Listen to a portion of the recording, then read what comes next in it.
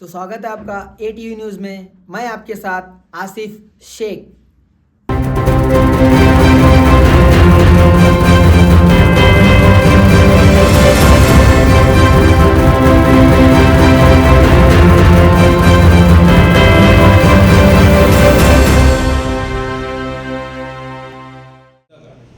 ಇವರು ರೋಹಿತ್ ಪವಾರ್ ಅನ್ನೋನು ಅದು ಆರೋಪಿಗಳ ಕೊಟ್ಟ ಕನ್ಫೆಷನ್ ಪ್ರಕಾರ ಯಾಕೆ ಕೊಲೆ ಮಾಡಿದ್ದೀವಿ ಅಂತ ಕೇಳಿದಾಗ ಇನ್ನು ರೋಹಿತ್ ಪವಾರ್ ಅವನು ಯಾವುದು ಬಡ್ಡಿ ಕೊಟ್ಟ ಸಾಲವನ್ನು ಹಣವನ್ನು ವಸೂಲಿ ಮಾಡೋಕ್ಕೆ ಬಹಳ ತೊಂದರೆ ಕೊಡ್ತಿದ್ದ.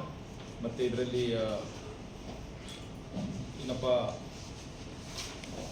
ವಸಂತ್ ಚವಾಣ್ ಅನ್ನೋನು ಇವರಿಗೆ ಮುಜಮ್ಮಿಲ್ಗೆ 2 ಲಕ್ಷ ಮತ್ತು ಸಾಯಿನಾಥ್ ಪವಾರ್ಗೆ 88,000 ಅಷ್ಟು ಸಾಲವನ್ನು ಕೊಟ್ಟಿರ್ತಾನೆ. ಅದಕ್ಕೆ ತಿಂಗಳಿಗೆ 10% ಬಡ್ಡಿ ಇನ್ನೂ ರೇಟ್ ಫಿಕ್ಸ್ ಆಗಿರುತ್ತದೆ. ಸೊ ಬಡ್ಡಿ ಫಿಕ್ಸ್ ಆಗಿರುತ್ತದೆ. ಮುಜಮ್ಮಿಲ್ ಇದು ಜನವರಿಲಿ ಹಣ ತೊಗೊಂಡಿದ್ದಾನೆ ಮತ್ತು ಸಾಯಿನಾಥ್ ತೊಗೊಂಡಿನೂ 7-8 ತಿಂಗಳಾಗಿದೆ. ಮತ್ತು ಈ ಹಣ ವಾಪಸ್ ಹೆಂಗೆ ಪಡಿಬೇಕು ಅಂತ ಅದು ವಸಂತ್ ಚವಾಣ್ ಇವನು ಈ ಕೆಲಸದ ಸಲುವಾಗಿ ರೋಹಿತ್ ಪವಾರ್ ಅನ್ನೋನಿಗೆ ಒಂದು ಹೇಳಿರ್ತಾನೆ. ರೋಹಿತ್ ಅದನ್ನು ವಸೂಲಿ ಮಾಡೋಕ್ಕೆ ತೊಡಗಿಸ್ಕೊಂಡಿರ್ತಾನೆ. ಇದು ಪದೇ ಪದೇ ಕಾಟ ಜಾಸ್ತಿ ಆಗಿದೆ ಅಂತ ಹೇಳಿಬಿಟ್ಟು ಒಂದು ದಿವಸ ಆ ದಿವಸ ರೋಹಿತ್ಗೆ ಅಲ್ಲಿ ಕರೆಸಿ ಇವರು ಸಂಚು ಮಾಡಿ ಈ ರೀತಿ ಕೊಲೆ ಮಾಡಿರುವುದು ತನಿಖೆಯಿಂದ ಕಂಡು ಬಂದಿದೆ. ಮತ್ತು ಈ ವಿಚಾರದಲ್ಲಿ ಈಗಾಗಲೇ ಹಣಕಾಸಿನ ವ್ಯವಹಾರ ಇರೋದ್ರಿಂದ ಮತ್ತು ಬಡ್ಡಿ ವ್ಯವಹಾರ ಇರೋದ್ರಿಂದ ಈಗಾಗಲೇ ವಸಂತ್ ಚವಾಣ್ ಇವನ ಮೇಲೆ ನಾವು ಸ್ಟೇಟ್ ಕಂಪ್ಲೇಂಟ್ ತೊಗೊಂಡು ನಾವು ಮನಿ ಲೆಂಡರ್ಸ್ ಆ್ಯಕ್ಟ್ ಅಡಿಯಲ್ಲಿ ಮತ್ತು exorbitant rate of interest act ಅಡಿಯಲ್ಲಿ ಸಂಬಂಧಪಟ್ಟ ಸೆಕ್ಷನ್ಸ್ ಕೆಳಗಡೆ ನಾವೇ ಒಂದು ಸ್ವಯಂ ಪ್ರೇರಿತವಾಗಿ ಒಂದು ಪ್ರಕರಣವನ್ನು ಸಹ ದಾಖಲು ಮಾಡಿದ್ದೀವಿ. ಮತ್ತು ಈ ಪ್ರಕರಣದಲ್ಲಿ ಇನ್ನು ಮುಂದಿನ ತನಿಖೆ ಜರುಗಿಸಲಾಗ್ತದೆ. ಸರ್, ಈಗ ವಸಂತ್ ಚವಾಣ್ ಯಾರು ಸರ್? ಇದರಲ್ಲಿ ವಸಂತ್ ಚವಾಣ್ ಇನ್ನೊಂದು ಈ ವ್ಯಕ್ತಿ ಇಲ್ಲಿ ಕೆಲವು ಉದ್ಯೋಗವನ್ನು ನಡೆಸ್ತಾ ಇದ್ದಾನೆ. ಫ್ರಮ್ ಬಿಜಾಪುರದವನು. ನಮ್ಮಲ್ಲಿ ಆದರ್ಶ್ ನಗರ್ ಪೊಲೀಸ್ ಠಾಣೆಯಲ್ಲಿ ಒಂದು ಏಪ್ರಿಲ್ ತಿಂಗಳಲ್ಲಿ ಒಂದು ಪ್ರಕರಣ ದಾಖಲಾಗಿರುತ್ತದೆ. ಅದರಲ್ಲಿ ಕಿಡ್ನಾಪಿಂಗ್. ಈಗ ಈ ಕೇಸಲ್ಲಿ ಆರೋಪಿ ಮೈನರ್ ಹುಡುಗ ಇದ್ದಾನೆ. ಮೈನರ್ಗೆ ಕಿಡ್ನ್ಯಾಪ್ ಮಾಡಿದ ಬಗ್ಗೆ ಒಂದು ಕೇಸ್ ಆಗಿರುತ್ತದೆ. ಅದರಲ್ಲಿ ಇವನು ವಸಂತ್ ಚವಾಣ್ ಮತ್ತು ರೋಹಿತ್ ಪವಾರ್ ಇಬ್ಬರು ಆರೋಪಿ ಇದ್ದಾರೆ. ಅದರಲ್ಲಿ ಇವರಿಗೆ ದಸ್ತಗಿರಿ ಪ್ರಕ್ರಿಯೆ ಸಹ ನಡೆದಿದೆ.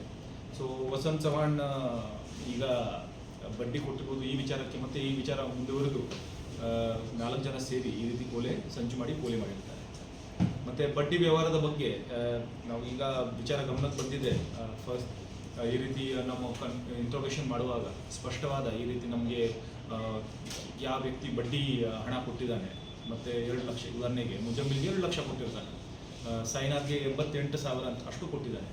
ಆ ಕೊಡುವಾಗ ಮತ್ತೆ ಆ ಸಲುವಾಗಿ ಹಣ ವಸೂಲಿ ಹೇಗೆ ಮಾಡಬೇಕು, ಅದು 10% ಇಂಟ್ರೆಸ್ಟ್, ಎಕ್ಸಾರ್ಬಿಟೆಂಟ್ ಇಂಟ್ರೆಸ್ಟ್, ಮತ್ತು ಅದು ವಸೂಲಿ ಮಾಡುವ ಸಲುವಾಗಿ ಬಹಳಷ್ಟು ತೊಂದರೆ ಕೊಟ್ಟಿದ್ದಕ್ಕೆ ಈ ಘಟನೆ ನಡೆದಿರುತ್ತದೆ. ನಾವು ಇಂಥ ವಿಷಯಗಳು ಬಿಜಾಪುರ ನಗರದಲ್ಲಿ ಬೇರೆ ಈ ಕೇಸಿನ ಸಂದರ್ಭದಲ್ಲಿ ನಾನು ಸಾರ್ವಜನಿಕರಲ್ಲಿ ವಿನಂತಿ ಮಾಡುವುದು ಏನಂದರೆ, ಈ ರೀತಿ ಬಡ್ಡಿದ ಸಲುವಾಗಿ ಯಾರು ತೊಂದರೆ ಕೊಡ್ತಾ ಇದ್ದಾನೆ, ಯಾರು ಮುಂದೆ ನಿಮಗೆ ಕಾಡ್ತಾ ಇದ್ದಾನೆ, ಧಮಕಿ ಆಗ್ತಾ ಇದ್ದಾನೆ ಅಂತ ಯಾವುದೇ ಸಂದರ್ಭ ಇದ್ದಲ್ಲಿ ಪೊಲೀಸರ ದಯವಿಟ್ಟು ಇಮಿಡಿಯೇಟ್ ಗಮನಕ್ಕೆ ಬಂದಲ್ಲಿ ನಾವು ಅದರ ಮೇಲೆ ಮುಂಜಾಗೃತಾ ಕ್ರಮವನ್ನು ವಹಿಸಬಹುದು.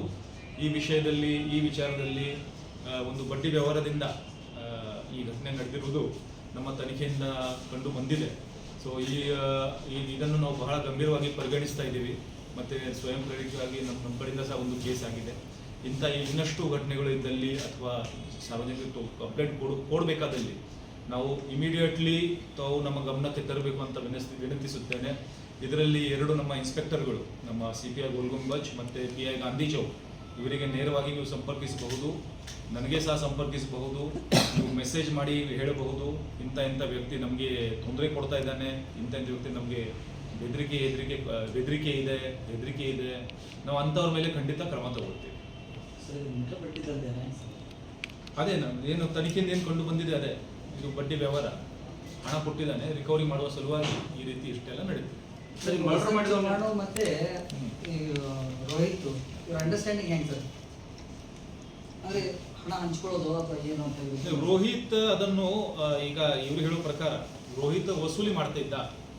ಯಾರು ವಸಂತ್ ಚವಾಣ್ ಕೊಟ್ಟ ಹಣವನ್ನು ರೋಹಿತ್ ವಸೂಲಿ ಮಾಡ್ತಾ ಇದ್ದ. ಮತ್ತು ಇವರ ಕಡೆ ಇವರು ಹಣ ಕೊಡಬೇಕಾಗಿದೆ. ಇವರು ಸಾಲ ತಗೊಂಡಿದ್ದಾರೆ. ಬಟ್ ಏನು ಸಾಲ ತಗೊಂಡಿದ್ದಾರೆ ಅದಕ್ಕೆ ಇಂಟ್ರೆಸ್ಟ್ ಭಾಳ ಜಾಸ್ತಿ ಇದೆ. 10% ಏನೋ ಹೇಳ್ತಾರೆ ಅವ್ರು ಹೇಳುವ ಪ್ರಕಾರ. ಸೊ ವಸೂಲಿ ಮಾಡುವ ಕೆಲಸ ರೋಹಿತ್ ಮಾಡ್ತಾ ಇದ್ದ. ಇದರಲ್ಲಿ ರೌಡಿ ಶೀಟ್ ಇದೆ.